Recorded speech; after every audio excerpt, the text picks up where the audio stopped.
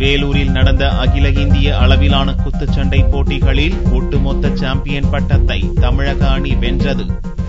வேலூர் மாவட்டம் நேதாஜி விளையாட்டரங்கில் தமிழ்நாடு குத்துச்சண்டை கழகம், வேலூர் மாவட்ட குத்துச்சண்டை கழகம் இணைந்து அகில இந்திய அளவிலான தலைவர் கோப்பைக்கான போட்டிகளை நடத்தியது. இதில் ஆந்திரா, தெலுங்கானா, தமிழகம், அசாம், கோவா உள்ளிட்ட மாநிலங்களைச் சேர்ந்த 300 வீரர்கள் கலந்து கொண்டனர். 10 பிரிவுகளாக போட்டிகள் நடத்தப்பட்டன. போட்டியினை வேலூர் மாவட்ட குத்துச்சண்டை சங்க பொதுச் செயலாளர் மோகன் துவக்கி வைத்தார். இதில் ஒட்டுமொத்த சாம்பியன் பட்டத்தை தமிழக அணி பெற்று முதலிடமும், அசாம் மாநிலம் அணி 2ஆம் இடமும் வென்றது.